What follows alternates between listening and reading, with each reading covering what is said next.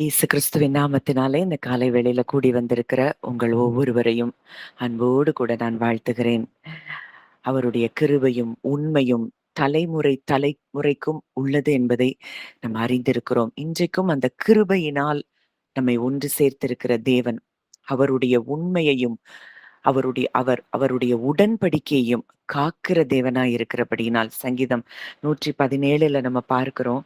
ஜாதிகளே எல்லோரும் கர்த்தரை துதியுங்கள், ஜனங்களே எல்லோரும் அவரை போற்றுங்கள், அவர் நம்மேல் வைத்த கிருபை பெரியது, கர்த்தரின் உண்மை என்றென்றைக்கும் உள்ளது. அவர் ஏன் அப்படி நாடுகளால் ஜாதிகளால் துதிக்கப்பட வேண்டுமாம்? அவர் கிருபைக்கும் உண்மைக்கும் உரிய தேவனாயிருக்கிறார். அவருடைய கிருபையையும் மாற்ற முடியாது, அவருடைய உண்மையையும் மாற்றவே முடியாது.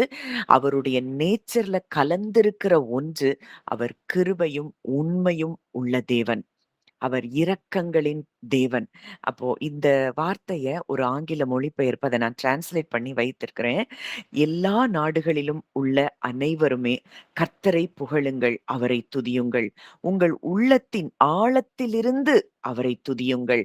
தயங்காமல் அவரை போற்றுங்கள். ஏனென்றால் அவர் தமது பேரன்பினால் நம் இருதயங்களை வென்றிருக்கிறார். அவருடைய தயவு அவருடைய கிருபை நம் உள்ளத்தை உருக செய்கிறது. அவருடைய உண்மை தன்மை என்றென்றைக்கும் நிலைத்திருக்கும். அவர் உங்களை ஒருபோதும் கைவிட மாட்டார். எனவே தாராளமாக அவரை துதியுங்கள். உங்கள் புகழ்ச்சியை வெளிப்படுத்துங்கள். யெகோவாவை துதியுங்கள் அப்படின்னு சொல்லி அந்த மொழிபெயர்ப்பு கொடுத்திருக்குது.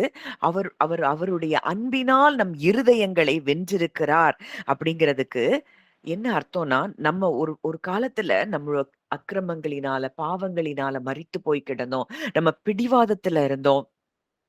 ஆனால் இன்றைக்கு அவருடைய அன்பு நம்மை மாற்றி இருக்கிறது. அந்த அன்பு நமக்குள்ளேயே நெறைய டிரான்ஸ்ஃபர்மேஷன்ஸ அனுதினமும் உண்டு பண்ணி கொண்டிருக்கிறதை நீங்க உங்க வாழ்க்கையில உணர முடியும். இந்த சத்தியத்தை என்றைக்கு தேவ கிருபையை சத்தியத்தின்படி அறிந்து கொண்ட நாள் முதல் அது நமக்குள்ளே கிரியை செய்கிறதாம். அப்போ இந்த கிருபைய சத்தியத்தின்படி இந்த சத்தியத்த உண்மையான சத்தியத்த அறியத் தொடங்கின நாள் முதற்கொண்டு நமக்குள்ளே பல மாற்றங்களை இந்த சத்தியங்கள் ஏற்படுத்திக் கொண்டிருக்கின்றன. ஏன்னா, அவருடைய அன்பை இப்பதான் நம்ம உணர ஆரம்பிச்சிருக்கிறோம். இதுவரைக்கும் அவருடைய அன்ப ஒரு பார்ஷியலா தான் நம்ம அறிந்திருந்தோம். எப்போ நம்முடைய அவரை அவரை அறியும்படிக்கான ஞானத்தையும் தெளிவையும் அளிக்கிற ஆவியை பெற்று பிரகாசமுள்ள மனக்கண்களை தேவன் நமக்கு எப்பொழுது கொடுத்தாரோ, அன்றிலிருந்து நம் இருதயத்திற்குள் பல மாற்றங்கள் நடந்து கொண்டிருக்கிறத நீங்களே உங்கள பார்க்க முடியும். இன்னைக்கு இந்த சத்தியத்த நீங்க எப்ப அறியத் தொடங்குனீங்களோ, உங்க இருதயத்த நீங்க யோசித்து பார்த்தீங்கன்னா, நீங்க இதற்கு முன்பு இருந்த நிலைமையும், இப்ப இருக்கிற நிலைமையும் அது மிகவும் மாறியிருக்கும். எந்த ஒரு சத்தியம் உங்களை உள்ளான மனிதனிலே மாற்றத்தை ஏற்படுத்துகிறதோ, அதுவே உண்மையான சத்தியம். உங்களுக்கு பயத்தையும், கவலையையும் கொடுக்கிறது சத்தியம் அல்ல. இத நீங்க நல்லா புரியணும். நீங்க எப்பவுமே நான் என்னோட மெசேஜ் மட்டும் தான் கேளுங்க. நான் சொல்லவே மாட்டேன். உங்க உள்ளான மனுஷன்ல நீங்க மாற்றத்தை ஏற்படுத்துகிற எந்த சத்தியத்தையும் நீங்க கேட்கலாம். உங்கள தேவனிடத்துல இன்னும் நெருங்க பண்ணுகிற சத்தியங்கள கேட்கலாம். அவருடைய அன்பையும், கிருபையையும், அவருடைய உடன்படிக்கையையும் அதிகமாய் உணர்த்துகிற சத்தியங்களை நீங்கள் கேட்கலாம். மற்றபடி கேட்கிறதை குறித்து நீங்க கவனமா இருக்கணும். உங்கள உங்கள குற்ற மனசாட்சிக்குள்ள, உங்கள ஆக்கினை தீர்ப்புக்குள்ள கொண்டு போகிற சத்தியங்கள நீங்க தொடர்ந்து கேட்டுக்கொண்டிருந்தீங்கன்னா, நீங்க இதுலயும் நிக்க முடியாது, அதுலயும் நிக்க முடியாது. 2 கெட்டா நெலைமையில ஆயிரும். இன்னைக்கு காலை வேளையில ஆவியானவர் உங்க ஒவ்வொருவரோடும் பகிர்ந்து கொள்ள சொன்ன காரியம் இது. சத்தியங்களை தெளிவாய் கேட்கணும். எல்லாவற்றையும் கேட்டு நம்ம குழப்பிக் கொள்ளக்கூடாது. எது உண்மையான உங்க உள்ளான மனுஷன்ல எது மாற்றத்த உண்டு பண்ணுது? எது விசுவாசத்துல உங்கள பலப்படுத்துது? எது அவருடைய அன்பை ஆழமாய் அறிய வைக்கிறது? அந்த சத்தியத்த நீங்க தாராளமா கேட்கலாம். அடுத்ததா நம்ம பார்க்கிறோம். ஒரு வெயில் வந்த உடனே பனி கட்டி எப்படி வெயில்ல உருகுதோ, அதே போல அவருடைய இரக்கமும், அன்பும், கிருபையும் நம் கடினமான உள்ளத்த ஒவ்வொரு நாளும் அது மென்மையாக்கிக் கொண்டிருக்கிறதாம். மனிதர்கள் நம்மை கைவிட்டாலும், அவர் சொன்ன சொல்லை காப்பாற்றுகிற தேவன். அவர் ஒரு நாளும் அவருடைய வார்த்தைக்கு அவர் உண்மையுள்ளவராய் இருக்கிறார். இன்றைக்கு உங்களுக்கு பர்சனலா கொடுக்கப்பட்ட வாக்குத்தத்தங்களா இருக்கலாம். இல்ல வேதத்தில உள்ள அத்தனை வாக்குத்தத்தங்களும் அது நமக்குரியவைகள். அது இயேசு கிறிஸ்துவுக்குள் ஆம் என்றும், ஆமென் என்றும் இருக்கிறது. விசுவாசத்தோடு நீங்க இந்த வார்த்தை எனக்குரியதுன்னு நீங்க சுதந்தரித்துக் கொள்ளும் பொழுது, அந்த வார்த்தைகள் நிச்சயமாய் உங்கள் வாழ்க்கையில் நிறைவேறும். ஏன்னா, அவர் உண்மையுள்ளவர். உண்மையை காக்கிற தேவன். அவரால பொய் சொல்ல அவர் மனிதன் அல்ல. மனம் மாற அவர் மனுபுத்திரனும் அல்ல. அவர் சொல்லியும் செய்யாதிருப்பாரோ, வசனித்தும் நிறைவேற்றாதிருப்பாரோ அப்படின்னு சொல்லி பார்க்கிறோம். அப்போ உடன்படிக்கைக்கு உண்மையுள்ள தேவன், வாக்குத்தத்தங்களுக்கு உண்மையுள்ள தேவன். இன்றைக்கு அவருடைய அன்பு நம்மேல் அளவற்ற அன்பு நம்ம மேல இருக்கிறபடியினால, அந்த அன்புனால தான் அவர் சொல்றாரு, "பொல்லாத நீங்களே உங்க பிள்ளைகளுக்கு நல்லத கொடுக்க அறிந்திருக்கும்போது, தகப்பனாகிய நான் என் பிள்ளைக்கு நல்லத கொடுக்காம இருப்பனோ?" அவர் ஒரு நாளும் நமக்கு தீமை செய்கிறவர் அல்ல அப்படிங்கிறத நம்ம அறிந்து கொள்ள வேண்டும். இன்றைக்கு கூட 1 பேதுரு 2ஆம் அதிகாரத்திலிருந்து சில வார்த்தைகள நம்ம தியானிக்க போகிறோம். ஆ முதலாவது 1 பேதுரு 1ஆம் அதிகாரம் 1லிருந்து 3ஆம் வசனம். 1 பேதுரு 2ஆம் அதிகாரம். 1 பேதுரு 2 1லிருந்து 3.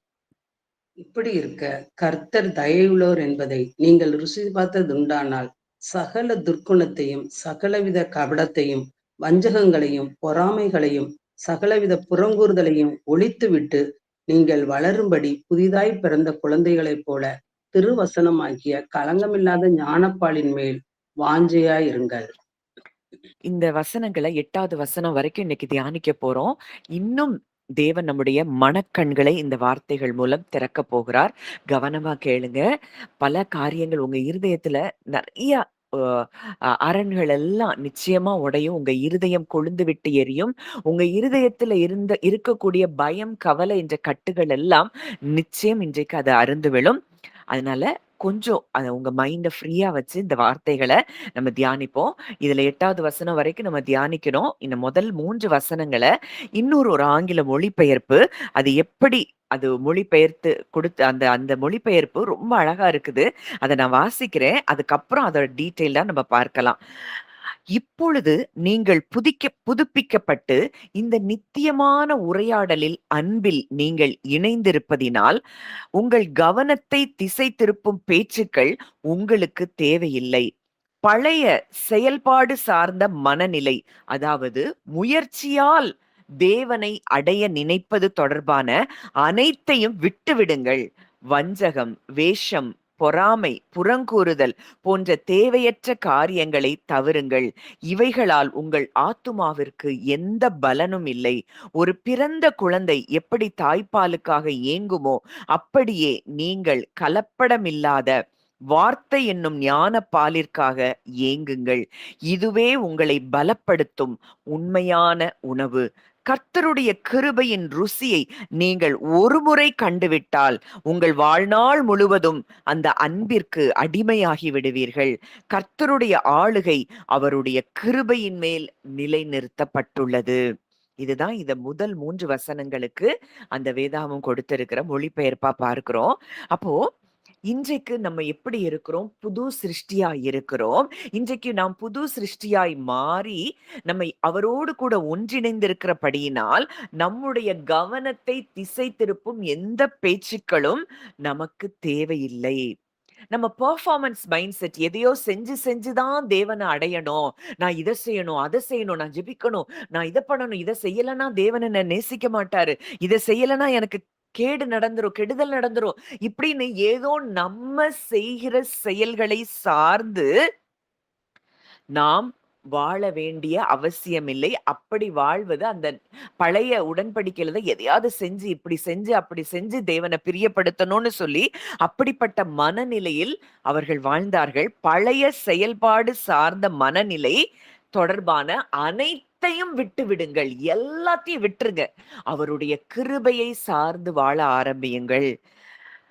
அதுபோல பொறாமை, புறங்கூறுதல் இதெல்லாம் நம்முடைய ஆத்துமாவிற்கு பலன் தராத ஒன்று. இதெல்லாம் ஏன் நமக்குள்ள இருக்குதுங்கிறத நம்ம பின்பாக விரிவாக பார்க்கலாம்.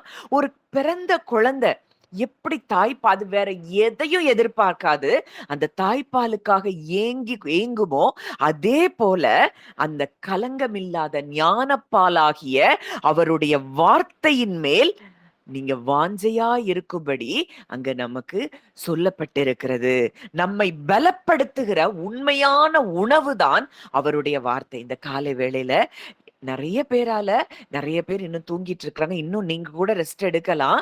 ஆனா, ஏன் இந்த இடத்துக்கு நம்ம ஓடி வர்றோம்? இந்த வார்த்தைய நான் கேட்கணும். இந்த வார்த்தை என்னைய பலப்படுத்துது. இந்த வார்த்தை என்னுடைய ஓட்டத்தை உற்சாகமாய் ஓடச் செய்யுது. அப்படின்னு உங்க இருதயத்துல இந்த வார்த்தையின் மேல நீங்க வாஞ்சை உள்ளவர்களா இருக்கிறபடியினால தான், இந்த காலை வேளையில வேற வேற டைம் ஜோன்ஸ்ல நம்ம இருந்தா கூட, நம்ம ஏன் வாஞ்சையா வர்றோம்? இந்த வார்த்தை என்னை பலப்படுத்துகிறதா இருக்கிறது. அப்போ அவருடைய வார்த்தையின் மேல நம்ம வாஞ்சையா இருக்க வேண்டும் என்று சொல்லி வேதம் நமக்கு கற்றுக் கொடுக்கிறது. அடுத்ததா நம்ம பார்க்கிறோம், கர்த்தருடைய கிருபையின் ருசியை நீங்கள் ஒரு முறை கண்டுவிட்டால், அவருடைய அன்ப, அவருடைய கிருபைய, அவருடைய இரக்கத்த, அவருடைய தயவ நம்முடைய வாழ்க்கையில நம்ம ஒரு முறை கண்டுவிட்டால் போதும், அவருடைய அன்புக்கு வாழ்நாள் முழுவதும் நம்ம என்ன செய்றோமா? அடிமையாகி விடுகிறோமாம். கர்த்தருடைய ஆளுகை, அவர் எதை வைத்து ஆளுகை செய்கிறார் நம்மள? எதை வச்சு ஆளுகை செய்கிறாராம்? அவருடைய கிருபையினால் நம்மை ஆளுகை செய்கிறார். அவருடைய அன்பினால் நம்மை ஆளுகை செய்கிறார். அவருடைய இரக்கத்தினால் நம்மை ஆளுகை செய்கிறார். இன்னைக்கு உலகத்துல இருக்கிற ராஜாக்கள் எல்லாரும் அவங்களுடைய பலத்தை வைத்து, அவங்களுடைய சேனைகளின் பலன், அவர்களுக்குள்ள இருக்கக்கூடிய செல்வங்கள், இத வைத்து என்ன செய்றாங்க? ஆளுகை செய்றாங்க. நம் தேவாதி தேவனோ அவருடைய கிருபையினால், அவருடைய அன்பினால், அவருடைய இரக்கத்தினால் அவர் நம்மை ஆளுகை செய்கிறாராம். அடுத்ததா 4 முதல் 8 வரைக்கும் வாசிங்க ஆன்ட்டி.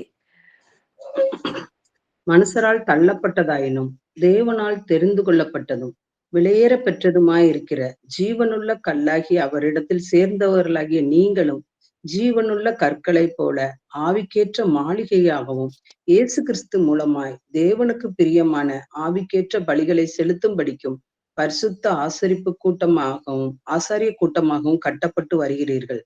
அந்தப்படியே இதோ தெரிந்து கொள்ளப்பட்டதும் விலையேற பெற்றதுமாய் இருக்கிற மூளைக்கல்லை சீயோனில் வைக்கிறேன்.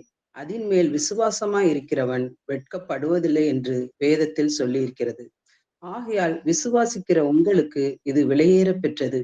கீழ்ப்படியாமல் இருக்கிறவர்களுக்கோ வீட்டை கட்டுகிறவர்களால் தள்ளப்பட்ட பிரதான மூலக்கல்லாகிய அந்த கல் இடறுதலுக்காக ஏதுவான கல்லும் விடுதலுக்கு ஏதுவான கண்மலையுமாயிற்று. அவர்கள் திருவசனத்துக்கு கீழ்ப்படியாதவர்களாய் இருந்து இடறுகிறார்கள். அதற்கென்றே நியமிக்கப்பட்டவர்களாயும் இருக்கிறார்கள். இந்த ஜீவனுள்ள கல், அதை குறித்து நான் அந்த டிரான்ஸ்லேஷன்ல நான் வாசிக்கிறேன். அவர் ஜீவனுள்ள கல். மனிதர்களால் உருவாக்கப்பட்ட மத அமைப்புகள் அவரை நிராகரித்திருக்கலாம். ஆனால் தேவனுடைய பார்வையில் அவர் மிகவும் விலையேற பெற்றவர். அவரே தேவனுடைய ஆதி எண்ணமாகவும் அஸ்திபாரமாகவும் இருக்கிறார். இப்பொழுது நீங்கள் உங்களையே ஜீவனுள்ள கற்களாக அவரிடம் ஒப்புக்கொடுங்கள். நீங்கள் கிறிஸ்துவுடன் இணைக்கப்பட்டு ஒரு ஆவிக்குரிய மாளிகையாக கட்டப்பட்டு வருகிறீர்கள். நீங்கள் ஒரு புதிய ஆவிக்குரிய முறையின் ஆசாரியர்களாக மாற்றப்பட்டிருக்கிறீர்கள். பழைய கால சடங்குகள் இப்பொழுது இல்லை. கிறிஸ்துவோடு இணைந்து நீங்கள் கடவுளுக்கு பிரியமானவர்களாகவும் அவரோடு முகமுகமாக பழகும் உறவிலும் இருக்கிறீர்கள். இதையே வேதம் முன்னமே சொல்லி இருக்கிறது. இதோ சீயோனிலே ஒரு தெரிந்து கொள்ளப்பட்ட விலையேற பெற்ற மூலைக்கல்லை வைக்கிறேன். அவரை நம்புகிறவன் ஒருபோதும் வெட்கப்பட்டு போவதில்லை. அந்த மூலைக்கல்லே இயேசு கிறிஸ்து. அவரே மனித வாழ்வின் சரியான அடையாளம். விசுவாசிக்கிற உங்களுக்கு அவர் மிகவும் மதிப்பு மிக்கவர். ஆனால் மத தலைவர்களால், கட்டிடம் கட்டுகிறவர்களால் வேண்டாம் என்று தள்ளப்பட்ட அந்த கல்லே இப்பொழுது முழு கட்டிடத்திற்கும் ஆதாரமான மூலை கல்லாக மாறியிருக்கிறது. விசுவாசம் இல்லாதவர்களுக்கு இது தடுமாற்றத்தை உண்டாக்கும் கல்லாக இருக்கிறது. தங்களை சரியானவர்கள் என்று நினைக்கும் பெருமை உள்ளவர்களுக்கு கடவுளின் இலவசமான கிருபை ஒரு தடையாக தெரிகிறது. அவர்கள் கிறிஸ்துவில் தங்களில் உண்மையான அடையாளத்தை காண மறுப்பதால் அவர்கள் இடறி விழுகிறார்கள். நீங்கள் கவனிக்க வேண்டிய முக்கிய கருத்துக்கள், ஜீவனுள்ள கற்கள். நாம் ஒவ்வொருவரும் ஒரு பெரிய கட்டிடத்தின் கற்கள் போல கிறிஸ்துவுடன் இணைந்து ஒரு ஆலயமாய் மாறுகிறோம்.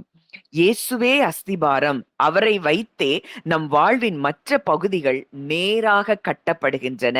தமது சொந்த முயற்சியால் அல்ல, நம்முடைய சொந்த முயற்சியால் அல்ல, தேவனுடைய மாறாத அன்பினால், கிருபையினால் மட்டுமே நாம் இந்த இடத்தை பெறுகிறோம். அப்போ இந்த வசனத்தை நம்ம விரிவா பார்க்கலாம். இன்றைக்கு முழுவதுமாய் அவருடைய கிருபையை சார்ந்து வாழ்கிறவர்களாய் நாம் இருக்க வேண்டும் என்பதை இந்த வசனங்கள் நமக்கு கற்றுக் கொடுக்கிறத பார்க்கிறோம். அவர்தான் உயிருள்ள ஜீவனுள்ள கல். இன்னைக்கு அவர் வாழ்ந்த காலத்துல பரிசேயர், சதுசேயர் இவங்க எல்லாரும் மதத்தை குறிக்கிறவர்களா இருந்தாங்க. ரிலீஜியன். கிறிஸ்து ஒரு மதத்தை ஸ்தாபிக்க வரவில்லை.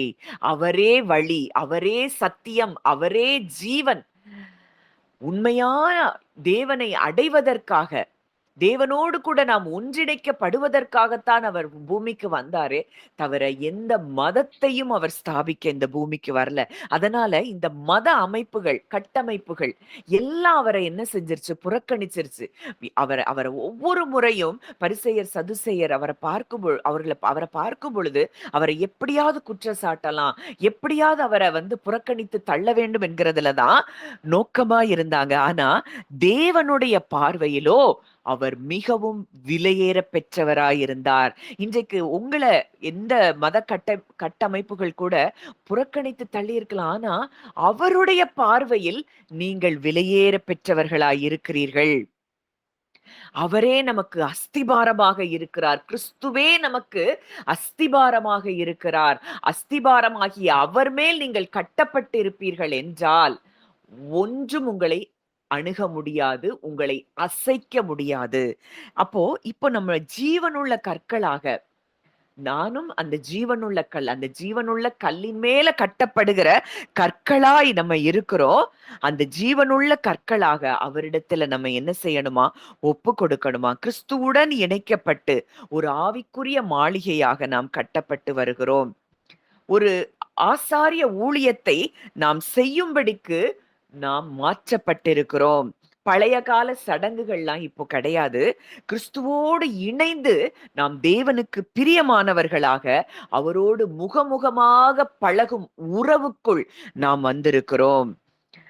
தெரிந்து கொள்ளப்பட்ட சீயோனில் தெரிந்து கொள்ளப்பட்ட ஒரு கல்லை நான் வைக்கிறேன், அதின் மேல் விசுவாசமா இருக்கிறவன் வெட்கப்படுவதில்லை. அந்த மூலைக்கல் யார்? அவர் கிறிஸ்துவே. அந்த கிறிஸ்துவின் மேல நீங்க விசுவாசமா இருக்கிறீங்கன்னா உங்க வாழ்க்கையில நீங்க எந்த சூழ்நிலையிலும் நீங்கள் வெட்கப்பட்டு போக மாட்டீர்கள் என்பதுதான் நிஜம். விசுவாசிக்கிற நமக்கு அவர் மிகுந்த மதிப்புடையவராய் அவர் இருக்கிறார். ஆனால் கட்டுறவங்க மத தலைவர்கள் அவர்கள் என்ன செய்யறாங்க? அவரை புறக்கணித்து தள்ளுறாங்களாம். இப்பொழுது முழு கட்டிடத்திற்கும் ஆதாரமாய் அவரே மூலைக்கல்லாய் மாறி இருக்கிறார். விசுவாசம் இல்ல, அவருக்கு மேல விசுவாசம் இல்லாதவங்களுக்கு இதெல்லாம் தடுமாற்றத்தை கொடுக்குது. நாங்க தான் சரி, நாங்க அப்படி செய்யறோம். ஒரு பரிசேயனும் ஆயக்காரனும் அங்கே தேவனிடத்துல வேண்டிக் கொள்ளும் போது, நான் இவனை போல கிடையாது, நான் வாரத்துக்கு 2 முறை உபவாசிக்கிறேன், நான் அதை கொடுக்கிறேன், இதை கொடுக்கிறேன் அப்படின்னு ஜெபம் செய்யறான். ஆயக்காரனோ அவருடைய கிருபையை சார்ந்து வருகிறான். அப்பா, பாவியாக என் மேல் கிருபையாயிரும் அப்படின்னு சொல்றப்போ அந்த கிருபை அவன் மேல வெளிப்படுத்தப்படுது. தன்னை நீதிமானாய், தான் செய்த செயல்களை வைத்து நீதிமானாய் பார்த்த அவனை தேவன் என்ன செய்யல? கண்டு கொள்ளவில்லை. அப்போ தாங்கள் சரியானவர்கள், நாங்க அதை செஞ்சோம், நாங்க இதை செஞ்சோம், நாங்க அப்படி உண்மையா இருக்கிறோம், அப்படி இருக்கிறோம், இப்படி இருக்கிறோம்னு சொல்லி நம்முடைய அந்த பெர்ஃபார்மன்ஸ் மைண்ட் செட் நமக்கு இருக்கும் என்றால் எதுவும் நம்ம கிட்ட நன்மைங்கிறது நம்ம செய்யறதுனால எதுவுமே இல்ல. நற்கிரியைகளை செய்யும்படிக்கு அவருக்குள் நாம் சிருஷ்டிக்கப்பட்டிருக்கிறோம். அதுவும் அவராலதான் நடக்குது. நம்ம ஏதோ செய்யறோம் அப்படிங்கிறது கிடையவே கிடையாது. அவருடைய இலவசமான கிருபை அப்படிப்பட்டவர்களுக்கு எப்படி இருக்குதான்? தடையா இருக்கிறது. அவர்கள் கிறிஸ்துவில் தங்களுடைய உண்மையான அடையாளத்தை அவங்க காண மறுக்கிறபடியினால அவர்கள் இடறி விழுகிறார்கள். அவங்க எப்பவுமே அவங்க செய்கிற செயல்கள்ல அவங்க நீதிமானாய் மாறுகிறோங்கிறத அவங்க அப்படியே நினைச்சிட்டே இருக்கிறாங்க, அப்படியே வாழ்றாங்க. தேவனுடைய கிருபைய அதனால அவங்களால புரிந்து கொள்ள முடியல. அவர்கள் இடறி போகிறார்கள். ஜீவன் நாம் ஒவ்வொருவரும் ஒரு கட்டடத்துக்கு மூலைக்கல்லாய் கிறிஸ்து இருக்கிறார். இன்றைக்கு அவருடனே இணைந்து நாமும் ஒரு ஆலயமாய் என்ன செய்கிறோமாம்? கட்டப்பட்டு வருகிறோம். அவரே அஸ்திபாரமாய் இருக்கிறார். அவரை வைத்துதான் நம்ம வாழ்க்கையின் மற்ற எல்லா பகுதிகளும் கட்டப்படுகின்றன. நம்முடைய சொந்த முயற்சியில அல்ல. நீங்க உங்க வாழ்க்கையில உங்க சொந்த முயற்சி எதை செஞ்சாலும் அதுல தோல்வியை தான் நீங்க பார்க்க முடியும். அப்பா உங்க கிருபைய நான் சார்ந்திருக்கிறேன் அப்படின்னு சொல்லி அவரை நினைத்து அவர்கிட்ட உங்க லைஃப ஒப்பு கொடுத்து என்ன நடக்கணும், என் வாழ்க்கையில என்ன என்ன சம்பவிக்கணும், எது எப்படி நடக்கணும் எல்லாம் நீங்க முன்குறித்து வைத்திருக்கிறீங்க. உங்க கிருபையில நான் வாழ்றேன்ப்பா. உங்க முயற்சியில யாரையோ மாத்தணும், உங்க முயற்சியில யாரையோ எதையுமே நீங்க போராடாதீங்க. அவருடைய கிருபையை சார்ந்து நாம் வாழ ஆரம்பிக்கும் பொழுது நிச்சயம் அவரை விசுவாசிக்கிறவர்கள் வெட்கப்பட்டு போக மாட்டார்கள். இப்போ நம்ம தொடர்ந்து அந்த வார்த்தைகளை இன்னும் டீப்பரா நம்ம தியானிப்போம். அந்த 1 பேதுரு 2ஆம் அதிகாரம் 1 முதல் 3ஆம் வசனங்களை நம்ம தியானித்து பார்ப்போம். இங்க பேதுரு சொல்றாரு, நம்முடைய பழைய சுபாவங்களை அப்புறப்படுத்தும்படி பேதுரு சொல்றாரு. சகலவிதமான துர்குணம், கபடம், வஞ்சகம், பொறாமை, புறங்கூறுதல் இதை எல்லாவற்றையும் நாம் அப்புறப்படுத்தும்படி அங்கே பேதுரு சொல்றத பார்க்கிறோம். இது எபேசியர் 4வது அதிகாரம் 22வது வசனத்திலையும் பார்க்கிறோம். ஆன்டி வாசிங்க. எபேசியர் 4:22.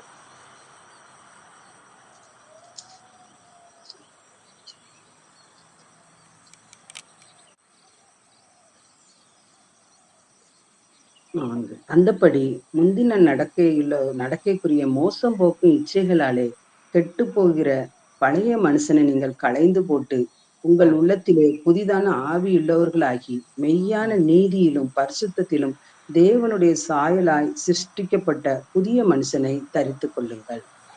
முந்தின நடக்கைக்குரிய மோசம் போக்கும் இச்சைகளாலே கெட்டு போகிற பழைய மனுஷனை நீங்கள் களைந்து போட்டு, அது என்ன பழைய மனுஷன்? முதல் ஆதாமின் மூலம் நமக்குள்ளே வந்த அந்த மாம்ச வித்து நமக்குள்ள இருக்கிறபடியினால இந்த வித்து ரொம்ப செவீரியமா நமக்குள்ள என்ன செய்து செயல்பட்டு கொண்டிருக்கு. நமக்குள்ள பொறாமையும், வஞ்சகமோ, கபடும், புறங்கூறுதல் இது எல்லாம் அந்த ஆதாமிலிருந்து வந்த சுபாவங்கள். நமக்குள்ள முழு மனுக்குலமும் இந்த சுபாவங்களுக்குள்ளதான் கடந்து போயிடுச்சு. ஒரு சின்ன பிள்ளை பிறக்குது. அது பிறந்து வளரும் பொழுதே அதுக்கு கோபம் வருது, அது பொய் சொல்ல படிக்குது. இதெல்லாம் யாருமே சொல்லி கொடுக்காமலே அதுக்குள்ள வருது. இதெல்லாம் காரணம் என்னன்னா, இந்த வித்து பிறக்கும் பொழுதே அதுல அந்த வித்துலதான் மனுஷன் அந்த சரீரத்துல பிறக்கிறபடியினாலே அந்த வித்துலதான் அவன் பிறக்கிறான். அப்போ இந்த பழைய மனுஷனை நம்ம என்ன செய்யணுமா? களைந்து போட்டு உங்கள் உள்ளத்திலே புதிதான ஆவி உள்ளவர்களாகி, இன்றைக்கு கிறிஸ்துவினுடைய கிருபையினாலே நான் மீட்கப்பட்டிருக்கிறேன், நான் தேவனோடு ஒன்றிணைக்கப்பட்டிருக்கிறேன். இன்றைக்கு அவருடைய நேச்சர் தான் எனக்குள்ள இருக்கு. நான் அவருடைய பிள்ளையா இருக்கிறபடியினால், அவருடைய வித்து எனக்குள் இருக்கிறபடியினால் நான் அவரை போலதான் இருக்கிறேன் அப்படிங்கிறத நம்ம உணரும் போதுதான் நாம் புதிதான ஆவி உள்ளவர்களாய் மாற முடியும். மெய்யான நீதியிலும் பரிசுத்தத்திலும் தேவனுடைய சாயலாக சிருஷ்டிக்கப்பட்ட புதிய மனுஷனை தரித்து கொள்ளுங்கள். தேவனுடைய சாயலாக சிருஷ்டிக்கப்பட்ட புதிய மனுஷன். அன்றைக்கு ஆதாம் அவர் சாயலாக தான் சிருஷ்டிக்கப்பட்டான். ஆனா என்றைக்கு அந்த நன்மை தீமை அறியத்தக்க அந்த கனியில பங்கெடுத்தானோ அவனுக்குள்ள மாம்சத்தின் வித்து அங்க வீரியமா என்ன செய்து செயல்பட ஆரம்பிக்கிறது. மனுஷனை அவன் தேவ சாயலாக சிருஷ்டிக்கப்பட்ட மனுஷன் தான் அவன் மனத அளவுல தேவனை விட்டு பிரிந்ததை போல அவன் வாழ ஆரம்பிக்கிறான். ஆனா இன்றைக்கு தேவனுடைய சாயலாக சிருஷ்டிக்கப்பட்ட புதிய மனுஷன். இந்த புதிய மனுஷன் தான் பரிபூரணமாக தேவனுடைய சாயலின்படி சிருஷ்டிக்கப்பட்டவன். ஆவியானவரால் நாம் மறுபடியும் பிறந்திருக்கிறோம். இந்த மறுபடியும் பிறந்த அனுபவத்தை பெற்றிருக்கிற நமக்கு உள்ளே இந்த பழைய நேச்சர் இல்லவே இல்லை. நம்ம ஆவியில நம்ம 100% தேவனுடைய நேச்சரை பெற்றவர்களாதான் இருக்கிறோம். ஆனா இந்த ஆவியில இருக்கிற இந்த நேச்சர் எங்க வரணும்? நம்மளுடைய எண்ணங்கள், சிந்தனைகள், யோசனைகள் எல்லாவற்றிலும் அந்த எண்ணங்கள் நம்மை நிரப்ப வேண்டும். இன்னைக்கு ஆவியில பிறந்துட்டோம், ஆவி பரிபூரணமா இருக்குது. ஆனா நம்முடைய ஆத்துமா இந்த மாம்சத்தின் வித்துல இருந்து செயல்படுகிறதா, இல்ல தேவனுடைய வித்து இந்த ஆவியில இருந்து அது அந்த வித்து முளைத்து இருக்கிறதா, அந்த வித்துல இருந்து நம்ம ஆத்துமாவுக்கு கொண்டு போகிறோமா? அப்போ நம் உள்ளத்திலே இன்றைக்கு புதிதான ஆவி உள்ளவர்களாய் மாற வேண்டுமாம். புதிய மனுஷனை, தேவனுடைய சாயலாக சிருஷ்டிக்கப்பட்ட புதிய மனுஷனை தரித்து கொள்ளுங்கள். நீங்க அந்த ட்ரெஸ்ஸ போடுங்க அப்படின்னு சொல்லி இங்கே பவுல் சொல்றத பார்க்கிறோம். நீங்க என்ன ட்ரெஸ் இன்னைக்கு போட்டிருக்கிறீங்க? எந்த வஸ்திரத்தை தரித்திருக்கிறீங்க? பழைய மனுஷனை தரித்திருக்கிறீங்களா? புதிய மனுஷனை தரித்திருக்கிறீர்களா? அவர் கிருபை என் மேல இருக்கு, அவர் சாயலாய் நான் இருக்கிறேன், நான் புது சிருஷ்டியாய் இருக்கிறேன், அவருடைய கிருபை என் மேல ஊற்றப்பட்டு கொண்டே இருக்கிறது. உன்னதங்களிலே ஆவிக்குரிய சகல ஆசிர்வாதத்தினாலும் நம்மை ஆசிர்வதித்திருக்கிறார். ஆவிக்குரிய ஆசிர்வாதம், ஆவி அப்படின்னாலே நம்ம ஜீவன் அப்படின்னு பார்க்கிறோம். இந்த ஜீவனுக்குள்ள அத்தனை ஆசிர்வாதங்களினாலும் நம்மை ஆசிர்வதித்திருக்கிறார். இந்த ஜீவனுக்குள்ள ஆசிர்வாதங்களினால் நம்மை ஆசிர்வதித்திருக்கிறதை நம்ம எப்ப உணர ஆரம்பிப்போம்னா, அவரை குறித்து அறிய அறிய அறிய ஜீவனுக்கும் தேவ பக்திக்கும் உண்டான யாவற்றையும் அவரை குறித்து அறிகிற அறிவு நமக்கு தருமா. இத்தனை நாட்கள் நம்ம பலவிதமான பயங்கள், கவலைகள்ல இருந்தோம். ஆனா எப்போ தேவனை அறிய ஆரம்பித்தோமோ அப்பொழுதே நமக்குள்ளே பல மாற்றங்கள் உண்டாகிறதை நீங்கள் அனுதினமும் பார்க்க முடியும். இதுதான் ஜீவனுக்கு உண்டான ஆசிர்வாதங்களை நம்ம சுதந்திரித்துக் கொள்ள தொடங்கி இருக்கிறோம். இத நம்ம ஆழமாய் அறிந்து கொள்ள வேண்டியது அவசியமாய் இருக்கிறது. இன்னும் ஒரு வசனம் வாசிக்கலாம். கொலோசையர் 3:8. இப்பொழுதோ கோபமும் மூர்க்கமும் பொறாமையும் உங்கள் வாயில் பிறக்கலாகாத தூஷணமும் வம்பு வார்த்தைகளும் ஆகிய இவைகளை எல்லாம் விட்டு விடுங்கள். 9-10 வாசித்துங்க. ஒருவருக்கொருவர் பொய் சொல்லாதிருங்கள். பழைய மனுஷனையும் அவன் செய்கைகளையும் களைந்து போட்டு தன்னை சிருஷ்டித்தவருடைய சாயலுக்கு ஒப்பாய் பூரண அறிவடையும்படி புதிதாக்கப்பட்ட புதிய மனுஷனை தரித்து கொண்டிருக்கிறீர்களே. இப்பொழுதோ கோபமும் மூர்க்கமும் பொறாமையும் உங்கள் வாயில் பிறக்கலாகாத தூஷணமும் வம்பு வார்த்தைகளுமாகிய இவைகளை எல்லாம் விட்டு விடுங்கள். ஒருவருக்கொருவர் பொய் சொல்லாதிருங்கள். பழைய மனுஷனையும் அவன் செய்கைகளையும் களைந்து போட்டு, அதை நம்ம தான் களைந்து போட முடியும். இது நான் இல்லைங்கிற உணர்கிற இடத்துக்கு நம்ம எப்ப வருகிறோமோ, நான் ஆவியில புதிதாய் மாற்றப்பட்டிருக்கிறேன், இன்னைக்கு புது சிருஷ்டியா இருக்கிறேன், தேவனுடைய சாயலாய் நான் இருக்கிறேன் அப்படிங்கிறத நம்ம எப்ப அதிகமாய் உணர ஆரம்பிக்கிறோமோ அப்ப இந்த பழைய மனுஷனை எளிதா நம்ம களைந்து போட முடியும். அவருடைய கிருபை என் மேல ஊற்றப்பட்டு கொண்டே இருக்கிறது. அவர் என்னை ஆவிக்குரிய அத்தனை ஜீவனுக்குரிய அத்தனை ஆசீர்வாதங்களினாலும் என்னை ஆசீர்வதித்திருக்கிறார். நான் யாருக்கும் அவங்க உயர்வு நான் குறைவு அப்படின்னு கிடையவே கிடையாது. தேவனுக்கு நான் எல்லோரும் பிள்ளைகள் என்கிற ஸ்தானத்துலதான் அவர் வைத்திருக்கிறார். எனக்கு ஒரு குறைவையும் அவர் வைக்க மாட்டார்ங்கிற எண்ணங்களினால நம்ம நிரம்பும் பொழுதுதான் இந்த பொறாமையும் இந்த கோபமும் மூர்க்கமும் நம்மை விட்டு நீங்கும். ஏன் பொறாமை வருது? அதை இன்னும் நம்ம டீப்பரா பார்க்கலாம். Orphan mind set. தேவனை நாம் தகப்பனாக பெற்றிருக்கிறோம் என்கிற உணர்வு இல்லாதவர்களுக்குள்ளதான் பொறாமையும் கோபமும் எரிச்சலும் அதிகமாக இருக்கும். அத ஒரு அனாதை மனப்பான்மை. அதனாலதான் சொல்றாரு, நீங்க இந்த இவ்வளவு பரம ஈவை ருசி பார்த்தது உண்டானால், நீங்கள் அவருடைய தயையையும் கிருபையும் நீங்கள் ருசி பார்த்தது உண்டானால், நீங்க என்ன செய்யுங்க? இந்த துர்குணத்தெல்லாம் நீங்க உங்களை விட்டு நீக்குங்க, களைந்து போடுங்க. ஏன்னா அவர் கிருபை உங்க மேல இருக்கு. நீங்க ஏதோ செஞ்சுதான் அவர்கிட்ட இருந்து எல்லாத்தையும் பெறணும்னு இல்ல. அவர் கிருபை உங்களுக்கு எல்லாவற்றையும் தந்து கொண்டே இருக்கும். கர்த்தர் நல்லவர் என்பதை ருசித்து பாருங்கள். Taste and see that the Lord is good. அவரை ருசித்து பார்க்கிறதுனா என்ன? அவரை உணர்கிற இடத்திற்கு நாம் வருவதுதான் அவரை ருசித்து பார்க்கிற இடம். அவரை ருசிக்கிறோமா? அதாவது நம்ம பைபிள மணிக்கணக்கா வாசிச்சு, நான் அத்தனை தடவை வாசித்து முடித்தேன், இத்தனை தடவை வாசித்து முடித்தேன். அப்படி இப்படின்னு அதுவும் ஒரு பெர்ஃபார்மன்ஸ் மைண்ட் செட்ல தான் இருக்கு. எதுவுமே இல்ல. அனுபவபூர்வமாய் அவரை எப்பொழுது ருசி பார்க்கிறோமோ அப்பதான் இந்த குணங்கள் நம்மை விட்டு விலகும். இல்ல எத்தனை பிரசங்கங்களை கேட்கலாம், எத்தனை கன்வென்ஷன்ஸ் போலாம், எத்தனை கான்ஃபரன்சஸ் அட்டென்ட் பண்ணலாம், அதனால் எந்த பிரயோஜனமும் இருக்காது. கர்த்தர் தயை உள்ளவர் என்பதை நீங்கள் ருசி பார்த்தது உண்டானால், அனுபவபூர்வமாய் அவருடைய அன்பை ஆழமாய் அறிகிற மனிதர்கள் தான் பழைய மனுஷனை களைந்து போட முடியும். தன்னை சிருஷ்டித்தவருடைய சாயலுக்கு ஒப்பாய் பூரண அறிவடையும்படி புதிதாக்கப்பட்ட புதிய மனுஷனை தரித்து கொண்டு இருக்கிறீர்களே. அதுல தரித்து கொள்ளுங்கள்ங்கிறாரு. இதுல தரித்து கொண்டு இருக்கிறீர்களே, நீங்க அந்த சாயலை தானே நீங்க தரித்து கொண்டு இருக்கிறீங்க. என்ன சொல்லப்பட்டிருக்கு? தன்னை சிருஷ்டித்தவருடைய சாயலுக்கு ஒப்பாய் பூரண அறிவடையும்படி. இன்னும் நமக்கு இந்த பூரண அறிவு வரல. அதனாலதான் பழைய மனுஷன் நமக்குள்ள செயல்பட்டு கொண்டு இருக்கிறான். அவருடைய சாயலை குறித்ததான அவருடைய அந்த ஒப்பான அந்த பூரண அறிவு நம்ம எப்போ பெற்றுக்கொள்ளுகிறோமோ அப்போ இந்த குணங்கள் எல்லாம் நம்ம ஈஸியா நம்மளை விட்டு அப்புறப்படுத்த முடியும். தன்னை சிருஷ்டித்தவருடைய சாயலுக்கு ஒப்பாக பூரண அறிவு அடையும்படி புதிதாக்கப்பட்ட புதிய மனுஷன். இந்த புதிய மனுஷனை நம்ம தரித்திருந்தாதான் அவருடைய சாயலுக்கு ஒப்பாக நம்ம பூரணமான அறிவை அடைய முடியும்.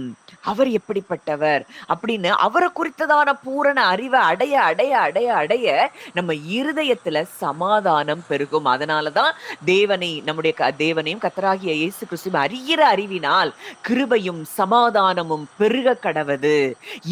அவரை குறித்து அறிகிற அறிவுல நம்முடைய வாழ்க்கையில கிருபை பெருகும், சமாதானம் பெருகும். இன்றைக்கு நாம் அவரை எப்படி அறிந்திருக்கிறோம்? இன்றைக்கு ஒவ்வொரு நாளும் அவரை அறிய அறிய நமக்குள்ள நிறைய டிரான்ஸ்ஃபர்மேஷன்ஸ் தொடர்ந்து நடந்து கொண்டே இருக்குது. நம்ம பலர் ரொம்ப இருதயம் அந்த ரெஸ்ட்லெஸ்னஸ்ல இருந்த அந்த காரியங்கள் எல்லாம் மாறி இருக்கிறத நீங்க உணர முடியும்.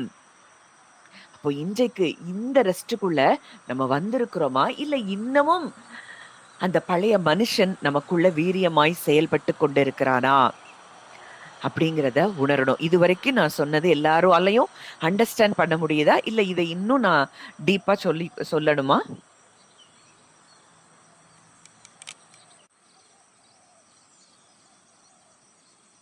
ஓகே. இப்போ நமக்கு பொறாமை அப்படின்னு ஒண்ணு இருக்கு அப்படின்னா, அந்த பொறாமையினால எந்த பலனும் கிடையாது. அது நல்லா புரியணும். ஏன் பொறாமை வருது? இப்போ ஒருத்தர் நம்மளை விட நல்ல ஒரு முன்னேற்றத்துல இருக்கிறாங்க, நல்ல உயர்வுல இருக்கிறாங்க அப்படின்னா நமக்கு அவங்கள பார்த்து பொறாமை ஏன் வருதுன்னா, நாம் யார் என்பது நமக்கு புரியவில்லை. நம்முடைய அடையாளத்தை குறித்து நமக்கு மிகப்பெரிய சந்தேகம் இருக்கு. நம்ம தேவனுடைய பிள்ளைகள் என்கிற அந்த அந்த அந்த அத இன்னும் நம்ம என்ன செய்யல, ருசி பார்க்கல. அவருக்கு எல்லோரும் பிள்ளைகள் தான். அவர் பட்சபாதம் உள்ளவர் அல்ல. ஒருவனை உயர்த்தி ஒருவனை தாழ்த்துகிறதற்கு அவருடைய பிள்ளைகளுக்குள்ளே அவர் பட்சபாதம் பார்க்கிறவர் அல்ல. ஒவ்வொருத்தருக்கும் ஒவ்வொரு டேலண்ட் கொடுத்திருக்கிறாரு. ஒருத்தரால ஒண்ணு செய்ய முடியும், இன்னொருத்தரால அதை செய்ய முடியாது. அந்த யூனிக்னஸ் தேவன் ஒவ்வொருவருக்குள்ளும் கொடுத்திருக்கிறார். இப்ப ஒருவேளை எனக்கு இந்த சத்தியத்தை எடுத்து சொல்லக்கூடிய ஒரு கிருபையை கொடுத்திருக்கிறார்னா, சிலருக்கு பாடல்களை எழுதக்கூடிய கிருபையை கொடுத்திருக்கிறாரு, சிலருக்கு தனி கவுன்சிலிங் கொடுக்கக்கூடிய கிருபையை கொடுத்திருக்கிறாரு. ஒவ்வொருவருக்கும் ஒரு கிருபையை கொடுத்திருக்கிறாரு. நீங்க செய்யறத நான் செய்ய முடியாது. அப்போ இதுல பொறாமை என்பதற்கு இடமே இல்லை. அப்பா ஒவ்வொருத்தருக்கும் ஒரு யூனிக்னஸ் கொடுத்திருக்கிறாரு. அதுல நம்ம அந்த கிருபையில நம்ம வளரும் போது அது நம்ம அநேகருக்கு நம்மை ஆசீர்வாதமாய் கொண்டு போய் சேர்க்கும். அதனால யாரும் யாரிலும் மேன்மையானவர்கள் அல்ல. நம்ம வேஷம் போடுறோம், அங்க கபடு இருக்கு. உள்ள ஒண்ணு வெளிய ஒண்ணு. இந்த கபடுல என்ன இல்லையா? ஜீவன் இல்லையாம். இந்த கபடு நமக்குள்ள இருந்ததுன்னா அது நமக்கு ஜீவனை தராது. மற்றவங்க கூட நம்ம கம்பேர் பண்ணிட்டே இருந்தோம்னா நமக்கு வளர்ச்சியும் கிடையாது. அப்போ தேவனுடைய கிருபை ஆட்சி செய்கிற இடத்துல இந்த சுயநீதி, நான் அவங்க அப்படி இருக்கிறாங்க, நான் அவங்கள விட முயற்சி பண்ணி இன்னும் நான் உயரணும், நான் அப்படி செய்வேன், நான் இப்படி செய்வேன் அப்படின்னாலே அங்கே நான் என்று ஒன்று இருக்கிறது. அந்த பழைய மனுஷனுக்குள்ள அந்த நான் என்கிற மனுஷன் வீரியமா இருக்கிறான். நான் அப்படி செஞ்சு முன்னேறணும், அவங்க அப்படி முன்னேறிட்டாங்கல்ல. இன்றைக்கு ஊழியர்கள் மத்தியில கூட ஒருத்தர் முன்னேறிட்டாங்கன்னா அவங்கள போல அவங்கள விட நான் மேல வரணும், இவங்க என்னைய தள்ளுனாங்க அதனால நான் அவங்கள விட மேல வந்தாதான் இந்த உலகத்துக்கு தங்களை ப்ரூவ் பண்ணி காட்ட முடியுங்கிறதுக்காகவே ஊழியம் செய்கிறவர்கள் இருக்காங்க. யாருக்கும் ப்ரூவ் பண்ண வேண்டாம், அது நம்முடைய வேலை அல்ல. தேவன் நம்மளை பார்க்கிறார். அவர் யார்கிட்ட உங்களை கொண்டு போகணுமோ, யார நம்ம இடத்துல கொண்டு வந்து சேர்க்கணுமோ அதை தேவன் செய்வார். நம்ம வேலை இல்ல. அப்போ தேவனுடைய கிருபை இன்றைக்கு நம்மளை ஆளுகை செய்து கொண்டிருக்குன்னா, நம்ம ஏதோ பெர்ஃபார்மன்ஸ் பண்ணி முயற்சி பண்ணி நான் அதை செய்யணும், இதை செய்யணும், நான் இவ்வளவு பேர் வாங்கணும், இவ்வளவு புகழ் வாங்கணும், அதெல்லாம் நடக்கும், தானா நடக்கும். நீங்க அதற்காக முயற்சி பண்ண வேண்டிய அவசியம் இல்லை. நீங்க அதுக்காக முயற்சி பண்ணி கொண்டிருக்கிறீங்கன்னா இன்னமும் நமக்குள்ளே நான் என்கிறவன் வீரியமாய் செயல்பட்டு கொண்டிருக்கிறான். ஆண்டவர் சொல்றாரு, ஒருவன் என்னை பின்பற்றி வர விரும்பினால் அவன் தன்னைத்தான் வெறுத்து தன் சிலுவையை எடுத்துக்கொண்டு என்னை பின்பற்ற கடவன். அப்ப மனைவிய, குடும்பத்தை, பிள்ளைகளை, பெற்றோரை எல்லாத்தையும் விட்டுட்டு வர கடவன்னா இவங்க சொல்ற ஐடென்டிட்டியில நம்ம வாழ்ந்து கொண்டிருக்க கூடாது. அப்படி வாழ்ந்து கொண்டு நம்ம சுய முயற்சியில எதையோ செய்து கொண்டிருக்கிறோம் அப்படின்னா நம்ம அவரை பின்பற்றவே முடியாது. அவரை பின்பற்றணும்னா, நான் என்னைய பார்த்து இப்படி பேசிட்டாங்க, என்னைய சொல்லிட்டாங்க, என்னைய அப்படி பண்ணிட்டாங்க, இப்படி பண்ணிட்டாங்க, இந்த எண்ணங்களிலிருந்து நம்ம எப்ப விடுபடுகிறோமோ அப்பதான் புதிதாக்கப்பட்ட புதிய மனுஷனை தரித்து கொண்டு அவருடைய சாயலை அறிகிற அந்த பூரண அறிவடைகிற இடத்திற்கு நாம் வருவோம். அதனால இன்னைக்கு நம்மளுக்கு பெர்ஃபார்மன்ஸே தேவையில்ல. அவர் கிருபை நம்மளை நடத்தும். ஒவ்வொரு நாளும் ஒவ்வொரு நொடி பொழுதும் அவருடைய கிருபை. நம்ம முந்தா நாள் நம்ம தியானித்து பார்த்தோம், அவருடைய வல்லமையினால நம்ம காக்கப்பட்டிருக்கிறோம். நம்ம ஜெபம், நம்ம நன்றி சொல்லிக் கொண்டே இருக்கிறது தான் நம்ம வேலை. எதுவுமே பெர்ஃபார்மன்ஸ்ல நடக்குதுன்னு உங்க மைண்ட், ஐயோ இதை செய்யலைன்னா இது நடந்துரும், இதை செய்யலைன்னா இது நடந்துரும். அப்ப அவர் உங்க மேல வைத்திருக்கிற அன்பை நீங்க எவ்வளவு தூரம் சந்தேகப்பட்டு கொண்டு இருக்கிறீங்க? அப்பா இருக்கிறார், எனக்காக என் அப்பா எல்லாவற்றையும் செய்வார், நான் அவரை சார்ந்து வாழ்றேன், அவர் கிருபை என் மேல இருக்கு, அவர் கிருபை என் மேல இருக்கிறதுனால நான் ஒருபோதும் வெட்கப்பட்டு போக மாட்டேன். நீங்க அந்த இடத்துல வாழும்படிக்கு தேவன் உங்களை அழைக்கிறார். ஒரு சின்ன பிள்ளை, பிறந்த பிள்ளைக்கு எந்த விதமான, அதுக்கு எதுவும் தெரியாது, தத்துவம் தெரியாது, கடினமான சட்டங்கள் தெரியாது. ஆனா அதுக்கு தெரிந்ததெல்லாம் என்னதான்? தாய்ப்பால் மட்டும்தான். அதே போலதான் நீங்கள் வளரும்படி புதிதாய் பிறந்த குழந்தைகளைப் போல திருவசனமாகிய களங்கமில்லாத ஞானப்பாலின் மேல் வாஞ்சையாயிருங்கள். அது என்ன அந்த ஞானப்பால் அப்படின்னு நீங்க பார்த்தீங்கன்னா, கர்த்தர் தயையுள்ளவர், கிருபையுள்ளவர் என்கிற உண்மை, அதுதான் ஞானப்பால். நீங்க உங்க வாழ்க்கையில ஒவ்வொரு நொடி பொழுதும் ஒவ்வொரு செகண்டும் அவர் கிருபை உள்ளவர் அப்படிங்கிறத நீங்க அறியும்படிக்கு திருவசனமாகி அந்த களங்கமில்லாத அந்த ஞானப்பால் உங்களுக்கு அது தேவைப்படுகிறது. அந்த ஞானப்பாலின் மேல், அந்த பால், ஐயோ அவர் எவ்வளவு கிருபை உள்ளவர், அவர் என் வாழ்க்கையில எல்லா பகுதிகளும் அவருடைய கண்ட்ரோல்ல இருக்கு, நான் எதையும் செய்து நான் என்னுடைய வாழ்க்கையில என்ன உயர்த்தும்படிக்கு நான் எந்த முயற்சியும் நான் எடுக்க தேவையில்லை, அவரை சார்ந்து அவருடைய கிருபையை சார்ந்து நான் வாழ ஆரம்பிக்கிறேன் அப்படின்னு சொல்லி வாழ்கிற இடத்திற்கு நாம் வரும்படிக்கு தான் புதிதாய் பிறந்த குழந்தைகளை போல. ஐயோ, இந்த வார்த்தை என்ன சொல்லுது? அவர் கிருபைய நான் இந்த வார்த்தையில எப்படி பார்க்க முடியும் அப்படின்னு சொல்லி நீங்க தியானிக்க ஆரம்பிப்பீர்கள். பக்கம் பக்கமா வார்த்தையை தியானிக்கிறது இல்ல. ஒரு ஒரு ஒரு சில போர்ஷனை எடுத்தா கூட நீங்க அவர் கிருபை உள்ளவர்ங்கிறத அதுல நீங்க தியானிக்க தியானிக்க தியானிக்க உங்களுடைய வாழ்க்கை அது மிகுந்த ரெஸ்டுக்குள்ள போகும். நான்கிற மனிதன் அவன் அவன் முற்றிலுமாய் அழிக்கப்படுவான். ஐ ஆம் அப்படிங்கிற அந்த மனுஷன் முற்றிலுமாய் அது இன்ஃபீரியராவும் இருக்கலாம், சுப்பீரியர் திங்கிங்காவும் இருக்கலாம். ஐயோ, எனக்கு ஒண்ணுமே இல்ல, எனக்கு ஞானமே இல்ல, எனக்கு அறிவே இல்ல இப்படின்னு நீங்க நினைச்சாலும் உங்களுக்குள்ள நான் இருக்குது.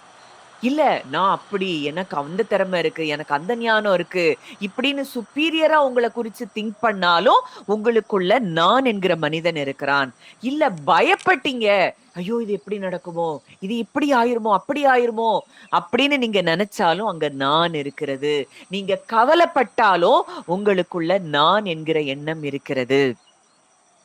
இந்த எண்ணங்களை விட்டு ஓயும்படிக்கு தான் புதிதாய் பிறந்த குழந்தைகளைப் போல திருவசனமாகிய களங்கமில்லாத அந்த ஞான பால். கர்த்தர் தயை உள்ளவர், அவர் இரக்கம் உள்ளவர், அவர் அன்புள்ளவர், அவர் என் மேல் கிருபையாய் இருக்கிறவர், அவருடைய கிருபை அனுதினமும் என் மேல், என் குடும்பத்தின் மேல் ஊற்றப்பட்டு கொண்டே இருக்கிறது என்கிற உண்மையை நீங்கள் அறிந்து கொள்ள முடியும். எப்போ அவருடைய வார்த்தையை நீங்கள் தியானிக்க தியானிக்க தியானிக்க இது உங்களுடைய வாழ்க்கையில் நடக்கிற காரியங்களா இருக்கிறது. நம்ம ஒரு முறை இந்த கிருபையை ருசிச்சிட்டோம்னா நம்ம உழைத்து பெறணும், நம்ம ஏதோ வேலை செஞ்சுதான் இந்த கிருபையை பெறணும் அப்படிங்கிற அடிமைத்தனத்திற்கு நாம் திரும்ப மாட்டோம். அந்த பயம் கலந்த மதம், இதெல்லாம் மதம் தான் செய்யுது. ஐயோ, அவரை அடையிறதுக்கு அதை செய்யணும், இதை செய்யணும். இன்றைக்கு புறஜாதி மக்கள் எவ்வளவோ அவரை அடையிறதுக்கு முயற்சி பண்றாங்க. இதெல்லாம் கிருபையில நமக்கு கிடைச்சிருக்கு. இந்த கிருபைதான் நம்முடைய சுவாசமாய் மாற வேண்டும். இந்த கிருபை நமக்கு சுவாசமா மாறிட்டுனா நமக்குள்ள எல்லா தாழ்மை வந்துரும், நமக்குள்ள பரிசுத்தம் வந்துரும். எதுவுமே நான் இல்ல, எல்லாமே அவர் கிருபை. பரிசுத்தம் நம்ம பார்த்தோம், வழுவாதபடி நம்மை காக்கவும், அவருடைய சன்னிதானத்திலே மாசற்றவர்களாய் நிறுத்தவும் வல்லமையுள்ளவரும் ஞானம் உள்ளவருமாய் அவர் இருக்கிறாராம். நம்மளை காக்கிறது, வலுவாதபடி நம்முடைய ஆத்துமாவை காக்கிறதும் நம்மை மாசற்றவர்களாய் நிறுத்துவதும் அவர் கிருபைதான். அப்போ எதுவுமே நம்ம முயற்சி பண்ண மாட்டாப்பா, இந்த இடத்துல நான் வீக்கா இருக்கிறேன், எனக்கு உதவி செய்யுங்கப்பா அப்படின்னு நீங்க கேட்கும் பொழுது அவர் உங்களுக்கு உதவி செய்கிற நல்ல தகப்பனாய் இருக்கிறார். இன்றைக்கு நாம் எப்படி வாழ்ந்து கொண்டு இருக்கிறோம், எந்த நான்ல நம்ம வாழ்றோம்? இன்றைக்கு கிறிஸ்துங்கிற ஐஆம்ல நம்ம வாழ்றோமா?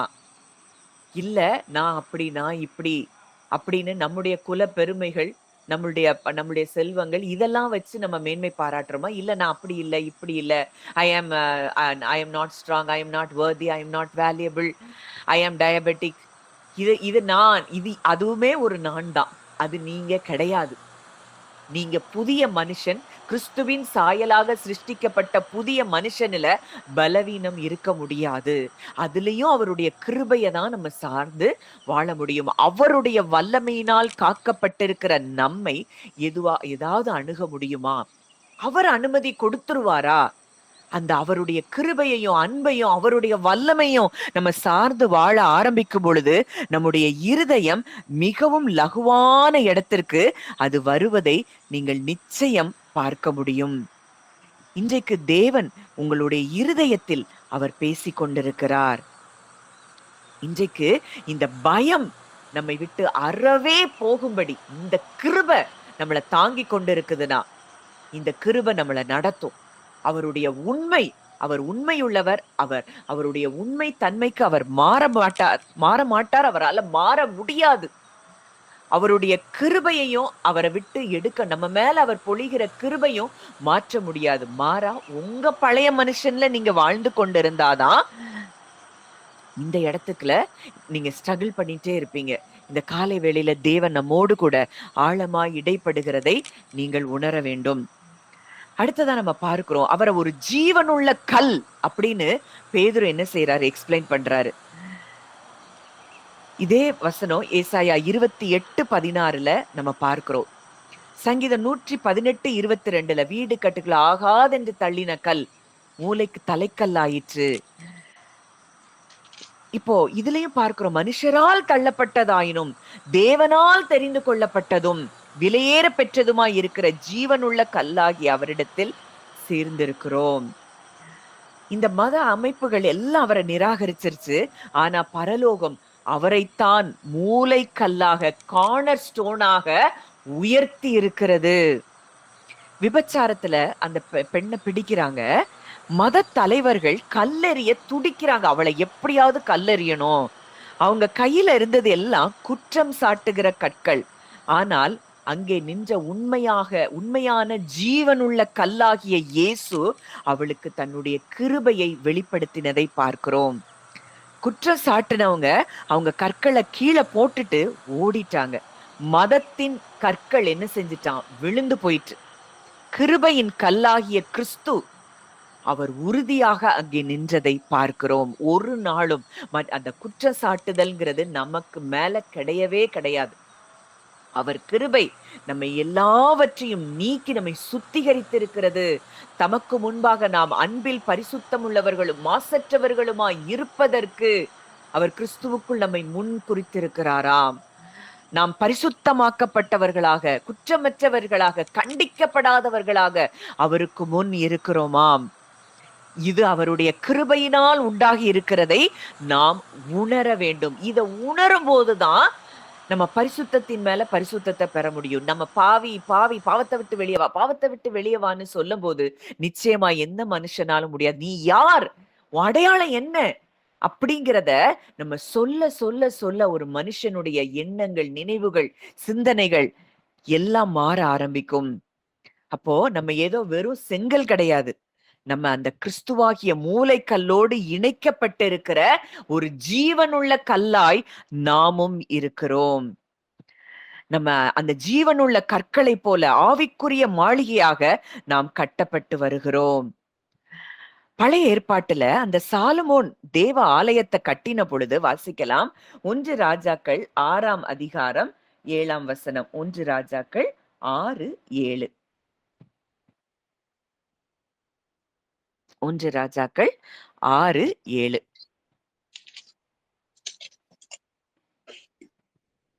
ஆலயம் கட்டப்படுகையில் அது பணி தீர்ந்து கொண்டு வரப்பட்ட கற்களாலே கட்டப்பட்டது. ஆகையால் அது கட்டப்படுகிற போது சுத்திகள், வாட்சிகள் முதலான எந்த இரும்பு ஆயுதங்களின் சத்தமும் அதிலே கேட்கப்படவில்லை. ஆலயம் கட்டப்படுகையில் அது பணி தீர்ந்து கொண்டு வரப்பட்ட கற்களாலே கட்டப்பட்டது. ஆகையால் அது கட்டப்படுகிற போது சுத்திகள், வாட்சிகள் முதலான எந்த இரும்பு ஆயுதங்களின் சத்தமும் அதிலே கேட்கப்படவில்லை. இது ஒரு மிகப்பெரிய ஒரு சத்தியம். அதாவது அங்க சாலமோன் தேவாலயம் கட்டிக்கொண்டு இருக்கிற போது அந்த குவாரியிலேயே அது முழுவதுமாய் அந்த கற்கள் எல்லாம் செதுக்கப்பட்டுதான் இங்க ஆலயத்துக்கு கொண்டு வந்து அந்த கற்கள் அங்கே பதிக்கப்படுகிறது. அந்த ஆலயத்துக்கு கொண்டு வந்து அது வைக்கப்படும் பொழுது அதுக்கு எந்த விதமான செதுக்கல்களும் அங்கே தேவைப்படவில்லை. இப்ப இது எதை குறிக்குது அப்படின்னா, கற்கள் வெட்டப்படுகிற இடத்திலே அங்கேயே அது செதுக்கப்படுது. ஆலயம் கட்டப்படுற இடத்துல சுத்தியல் சத்தம் என்ன செய்யலையாம்? கேட்கவே இல்லையாம். இன்றைக்கு கல்வாரி சிலுவைதான் நாம் செதுக்கப்பட்ட இடம். கிறிஸ்துவுக்குள் நாம் ஏற்கனவே பூரணமாக செதுக்கப்பட்டு இருக்கிறோம். இப்போ நம்மள சரி செய்ய குற்ற உணர்வு அப்படிங்கிற ஊழி நமக்கு தேவையில்லை. அன்பு அப்படிங்கிற அந்த தேவ அன்பு என் இருதயத்தில் ஊற்றப்பட்டிருக்கிறது, அவருடைய அன்பு என் மேல பூரணமா இருக்கிறதுங்கிற அந்த உணர்வை நாம் பெற்றிருந்தால் போதும். நம்ம ஆண்டவர்கிட்ட அங்கீகாரத்தை பெறணும்னு நம்ம முயற்சி செய்ய வேண்டியதே இல்லை. நம்ம ஏற்கனவே அவருக்குள் நம்ம என்ன செய்திருக்கிறோம்? பூரணமா இருக்கிறோம். அவர் நம்மை அங்கீகரித்திருக்கிறார், அவர் நம்மை ஏற்றுக்கொண்டிருக்கிறார். இந்த சிலுவை, அவர் சிலுவைக்கு போனதுனால நாம் செதுக்கப்பட்டு இருக்கிறோம். நீங்கள் வெட்டி எடுக்கப்பட்ட கண்மலையும், அந்த வசனம் ஏசாயா 51:1 நினைக்கிறேன், அது வாசிங்கன்றி.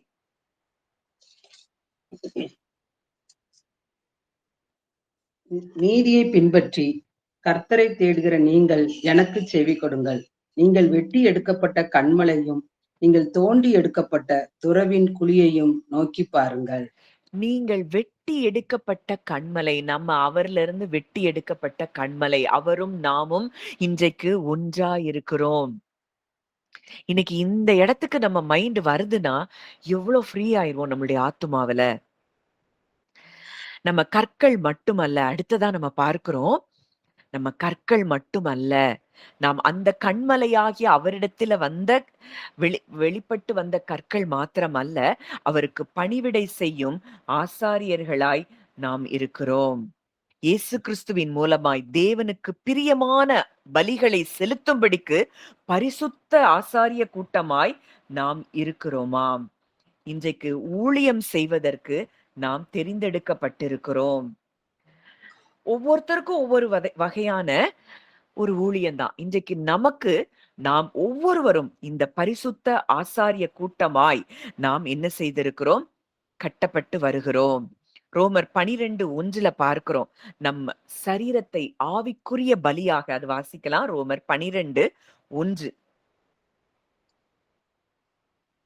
ரோமர் 12:1.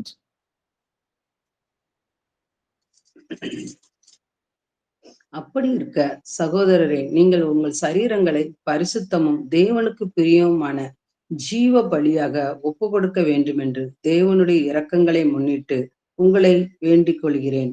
இதுவே நீங்கள் செய்யத்தக்க புத்தியுள்ள ஆராதனை.